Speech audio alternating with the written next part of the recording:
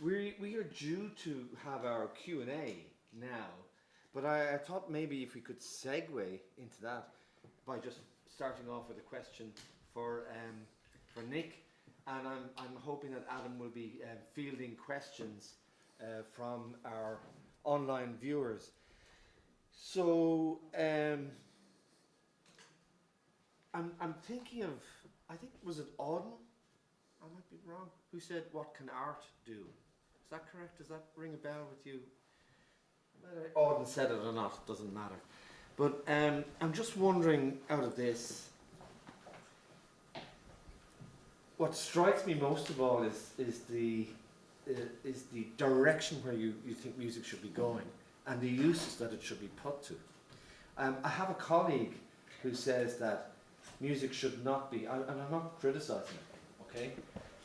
It's that, there's no place for the political in music, or music should not be some sort of, postcard. If you go to Spain, as I did once, and I started writing pieces about Spain and my environment and so forth, you obviously take the completely opposite view, So can you just talk about the fact that, or the tension there? Do you write music that is just art for art's sake, or are you now in a position where you're completely committed to this notion of making music so full of a certain type of DNA that it has this function?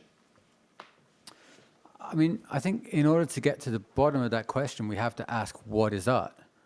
Like, what is art? Any takers? Well, I would attempt to sort of ask that or answer that in the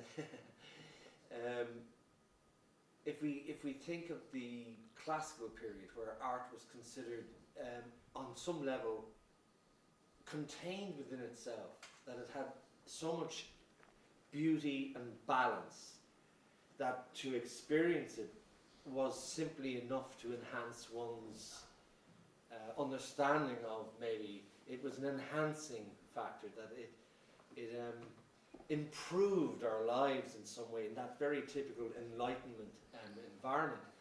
But then one thinks of George Steiner's, one of his central arguments is that,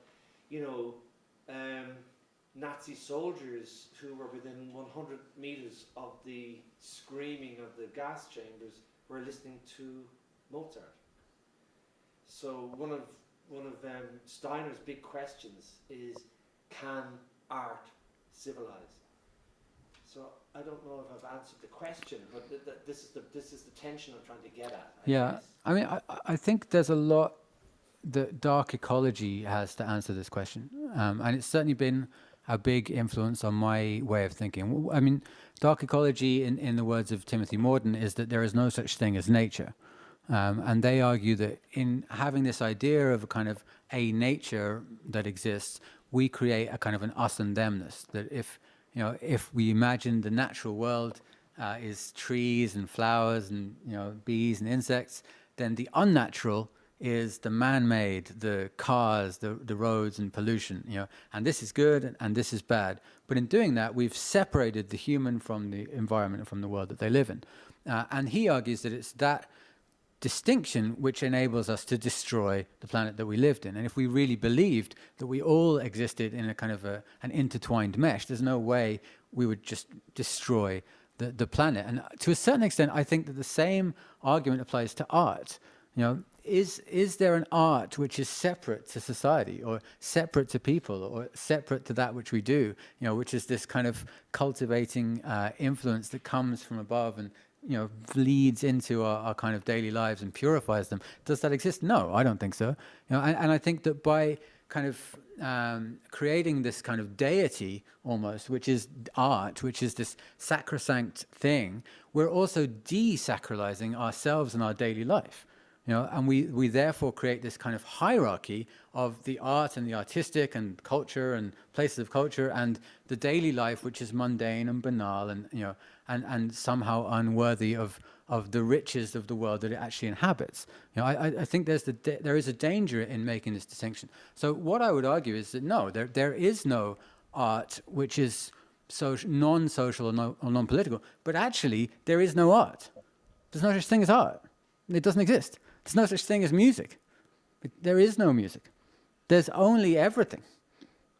And you know, this may be a bold stroke and, you know, and a big gesture, as I'm somehow want to do, but I think that it's a more useful way of thinking about it, because as soon as you draw a line and you say this is this and this is that, you get into the language, essentially, and differentiations. And I think that one of the best things about music is that it offers us this ability to have a polyversal communication. You know, right now, because we're using language, I have to talk and you have to listen. If we all start talking at the same time, nobody understands anything. If we were all just improvising and playing music, then we would be able to exist at the same time, hearing and listening and responding and composing together. So, you know, by even the word of art, and, you know, this is what we were talking about earlier. It's like, is art the word art, or does it exist in forms? But by creating this kind of distinction of anything actually in language, we've removed it then from ourselves. Well, I'm bound to connect, perhaps selfishly, to something that I was talking about yesterday, but which was resonated in so many other presentations and performances, is that in a way the Cartesian model is the dualistic model, which is the thing that you're talking about. If you put art over there, well, then we become some sort of, art becomes God and we become a victim of that. So I mean, I'm beginning to see parallels here between what you're doing and Boehm's notion of the explicate order, the implicate order. I mean, it seems to me that your work is trying to at least work from the super implicate order, so that we're getting back to this sort of unified field understanding of art in which there are no real hierarchies. Absolutely. And if I had have included the space slides, Boehm's book is in there. Oh, Yeah. Absolutely. I mean, I think that it really any kind of way that what we're doing can move towards a unification and non-separation is a good thing.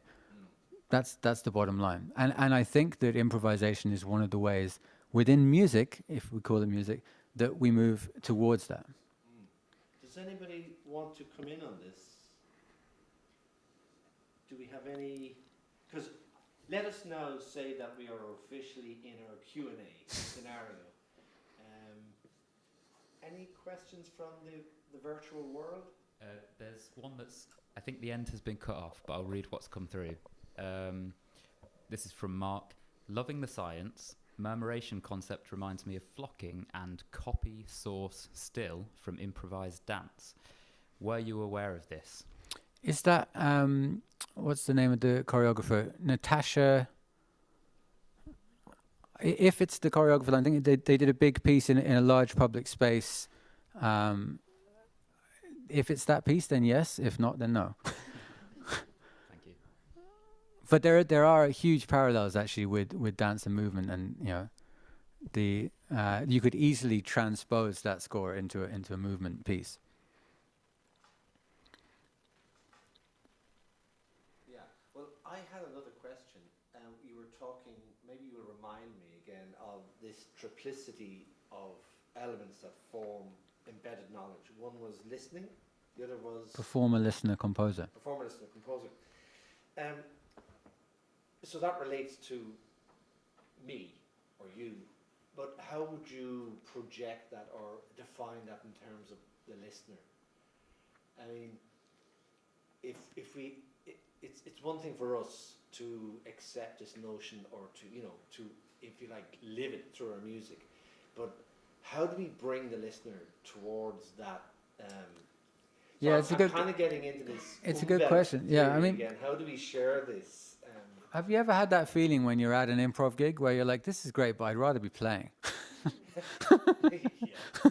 You know, I mean, like actually, I think it's true, right? I mean, like improvised music is really about being in the space and doing it. You know, I'm not sure that this separation of performer and audience, you know, of performer and composer and listener being separate, I'm not sure that that's really healthy. I mean, it's cool, you know, there are a certain number of people who go to a concert and have transcendental experiences and it enriches their life and they're much better people for it, and that's great. But I'm not sure that that alone is going to save the world. No, well, that's a big issue though. But can we narrow the aperture a bit and just talk about the experience in the room? I mean, you must know that audiences have affected your performances. You know, I mean, we can put a name on it. I did yesterday. This notion of interaction that Cameron Banner talks about, even the you know the lighting or the the temperature of the room, or I want to sort of bring it down to that. Yeah, I mean, there's definitely something in the kind of the gaze, you know, and like Bachelard talks about that as well, and Derrida talks about it, like being seen kind of transforms your sense of being in space. It certainly does, but I would definitely say that as a performer, it's something that I've got less and less influenced by. When I like 20 years ago, when I was playing gigs, I really cared about what the audience thought, and I really wanted them to have a great experience. And less is that true now. You know, like I'm kind of getting to the point where I don't really care actually what anybody in the space thinks. And actually, conversely, that actually means that people listening tend to have a better time. You know, because there's something in being free actually to just perform and do whatever you want without feeling the pressure of doing this or doing that, that actually gives the listener a more enriching experience. Because what people want to see is liberation. What they want to see are performers transcending themselves. They want to see people getting outside of themselves and liberating themselves so that they, through them, can transpose their own experience onto that and then bring that back. You know, that's really why you want to go to a gig. You want to see something emerge from that, which is transcendental, you know, because you're living vicariously in a secondhand way through what you're watching, you know, and that's cool. And maybe it's a step towards something, but ultimately, really, the experience is for each person to have individually themselves, you know, and that's actually the best that we can offer people is the means to free themselves. Yeah, but your use of individual is perhaps a bit confusing or contradictory. So I'm going to push you on this, because what you're also saying is what you want to do is break down the traditional ritual of audience and performer, which of course is dualistic. So when you say when individuals in the audience have to have their own experience, are you saying it should be part of what I suggested about the semiosphere? It's all part of one experience, but they have to have it themselves. I mean, yeah. I mean, like I think, you know, when you're like when we did the trio earlier today, there are a few moments where I was just like, I didn't want to play anything because I was just listening. I was just like, wow, that sounds amazing, you know. But that moment is brought on by the fact that I had been playing previously and was going to play again, you know. So and I think that's that kind of heightened listening. You know, everybody has that feeling of when you go up on stage to play music, you enjoy it way more. You know. Can I interject and ask, did the audience here, which is I guess, just to use this term, the real audience, and of course we had our virtual audience as well. Did that have an impact, do you think, on that performance and your experience of it? Well, I mean, that's what I was saying before. I mean, partly because I only had like 2 hours sleep, but also partly because I've been moving towards this. Like, no, I think if we'd have been alone in a room and we just met and we played, it would have been pretty similar. I don't actually think that it really makes that much difference. I don't think the same would have been true 10 years ago, but now today, yeah, I don't think it does actually make that much of a difference. That's an interesting concept. Does anybody have anything else to ask in that really? Because what I'm hearing now is that a lot of our previous understandings of what it is to be a performer and a listener are being broken down in your vision of this, which is interesting. Did I see that we have a question coming in, Adam? Yeah, one more. Okay, so Angela asks, I am interested in the experience of the making process, the synergy of nature's processes as revealed through music, and how that sits with the reflection for you on what has been produced. Cool. Can you make sense of that question? I mean, I would invite anybody to respond to this who has performed. So, because it would be nice to open this up, so it doesn't become the Nick Ross show. Yeah. Could you ask that question again? Yeah. From Angela.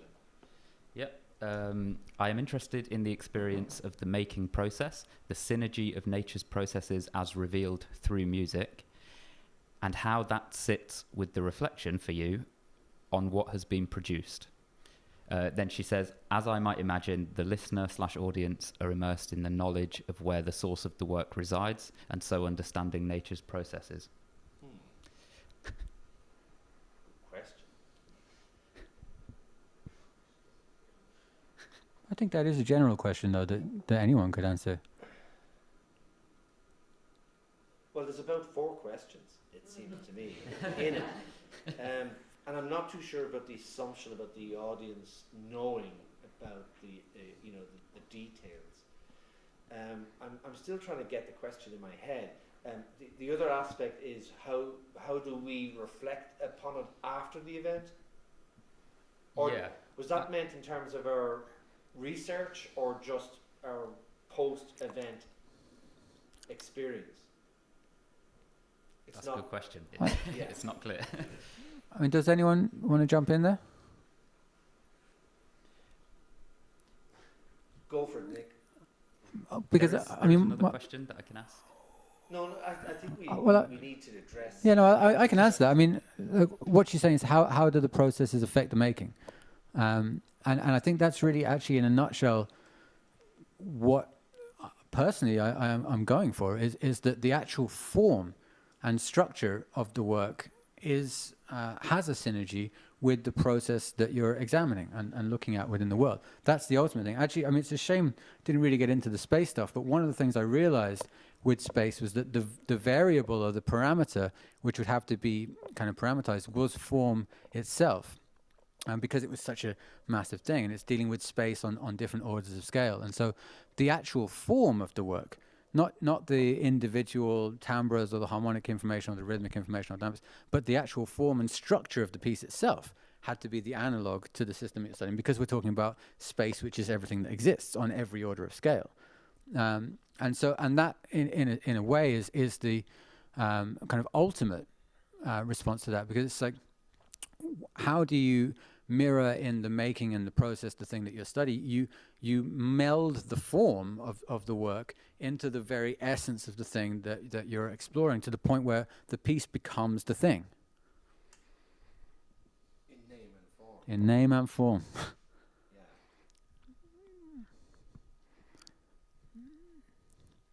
I hope that answers partially, at least, that rather sophisticated question.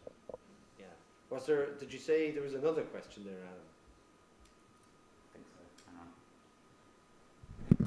Yeah, so Mark asks, is the duality still in existence? The score says plant a tree, the performers plant a tree. Deep. Well, I mean, one thing, so when I went into the space agency, I had to give a presentation on day one, which was, essentially explaining why I was there for 2 months and my work today and what I was there to do. And so I gave a kind of talk which was this, but up to the space stuff. And Mark McCaughrean, who was the chief scientific advisor for the space agency, after like 2 hours of talking, he just said, what people have to understand is that space is a unified field. Like pounding his fist on the desk. He's like, what people have to understand? And the problem for physicists is that, in 1913, Einstein proved that Cartesian physics is wrong. Not like roughly, it's just wrong. Like Newton was wrong. He had a theory. it kind of worked, but it didn't account for the fluctuations in Mercury's orbits. And in science, if there is a discrepancy, it means that the theory is insubstantial.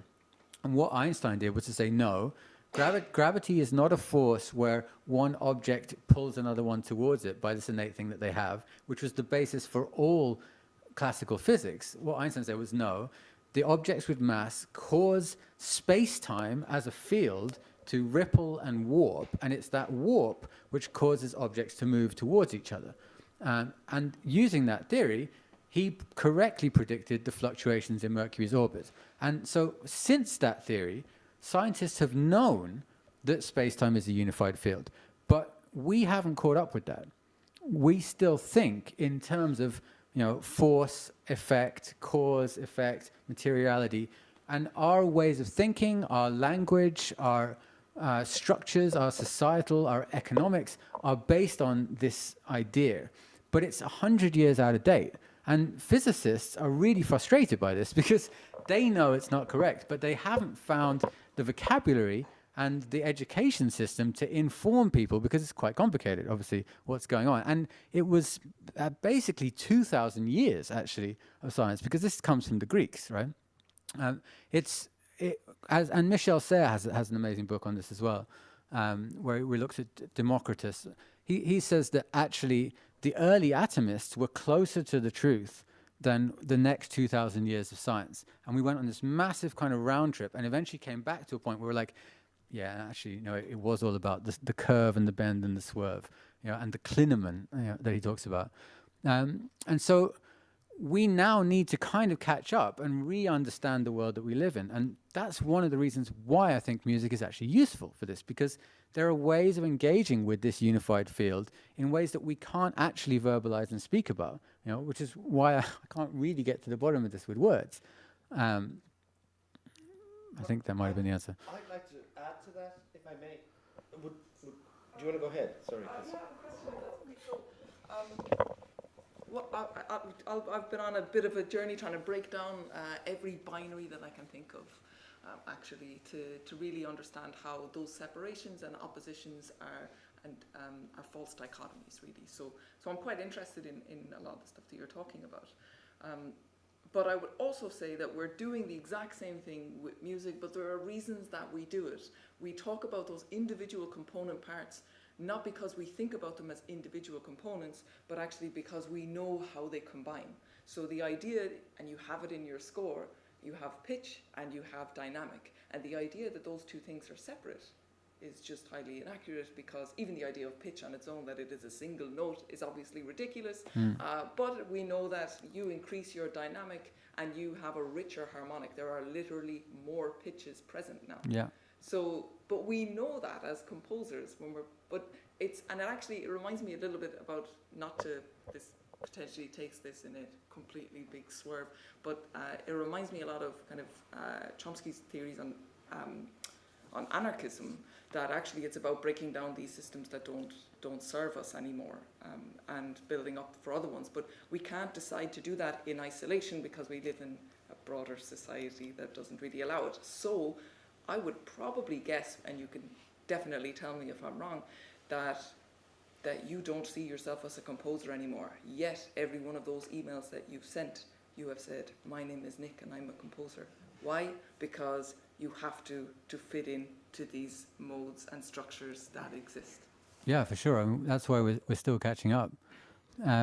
But no, I think that's a really good point. And actually, it was one of the things, like, so when the saxophone orchestra played the piece, they basically ended up codifying the form, and they did, like, 2 minutes of the pitch one and then 2 minutes and then I listened to it and I was just like, this is too formulaic. And in subsequent times it's been played, I've actually tried to get different subgroups to do different things at the same time to try and get closer actually to what you're talking about, which is that in reality all of these things are happening at the same time. And the more nuance and the more cross-fertilization that's taking place between the parameters, the more interesting the music is for me.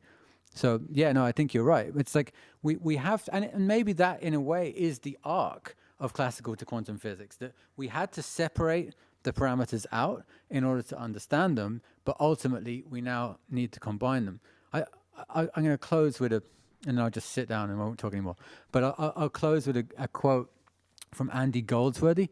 It's in the Rivers and Tides film with the Fred Frith soundtrack, where he creates this snake form out of ice, and he's in Nova Scotia at dawn, so it's like -30, and he has to use fingerless gloves to have sensitivity in his fingers, and he creates this kind of snake form out of the ice, and he steps back just as the sun rises, and he just says, "Yeah, it's funny how the very thing that will bring a work to life will ultimately destroy it."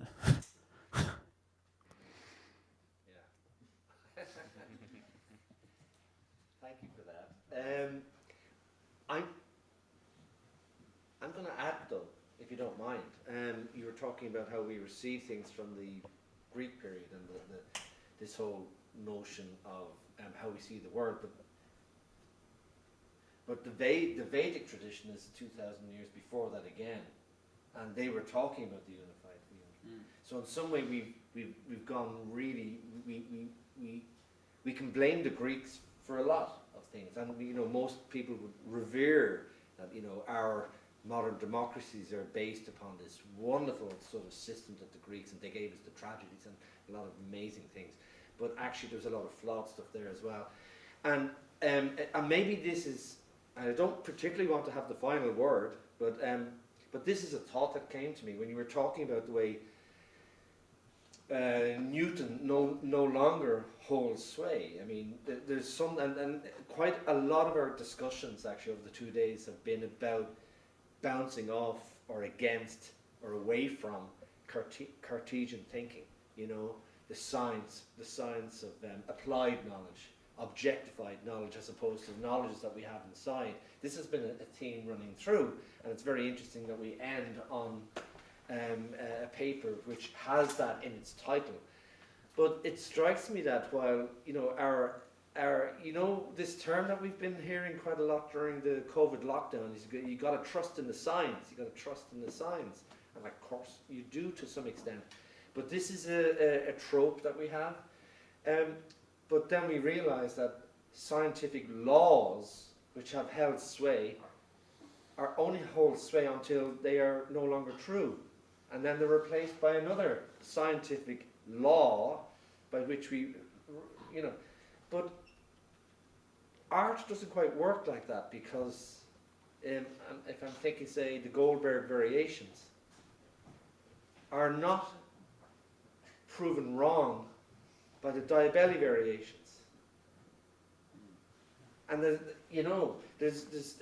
so in other words, science seems to be correcting itself, all its flaws, and yet we still kind of believe that this is the way we should live our lives, because you've got to follow the science. Where in art, there's no such thing as one piece discrediting another. It only adds to it. And maybe just on that thought, it seems like a simple thing to say, but perhaps it's the most, and I'm not saying it's because I said it, but it's a very interesting idea. Maybe that's where we should end for the moment, to say that no matter what happens, no matter what is composed or played, can never be proven wrong, and that's it. That's an interesting idea. I guess it's my job at this stage to finish up. We're going to take a 5-minute break, and we're going to have this last session where we're just going to jam. And I think when we finish that, we'll just close, because I think it would be really inappropriate to fall back into the logos after we play. I love quoting George Steiner, but one of my favorite quotes, and people who know me laugh because I quote it about 4 times every day, is Steiner says about language, it's handcuffed to the avarice of logic. Handcuffed to the avarice of logic. He's talking about music and how music is much freer, than language, and a lot less rational. So when we finish playing, I think we have no more words, if that's okay. But so I just want to thank everybody for taking part, all the participants. You know who they are. Again, I thank the crew. They've been absolute, the tech crew. They've been absolutely amazing. I want to thank Middlesex University for providing this great venue and for throwing some money into the kitty. I want to thank all our visitors who have joined us online and have asked questions. I hope you stayed for the concert. Do I need to thank anybody else? I don't think so. So just stay with us. We're just going to set up some mics. We're going to have some amazing dancers. I don't quite have the names, but we're going to be joined by two PhD candidates from China in the dance.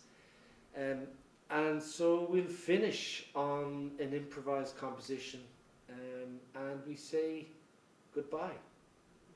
Thank you.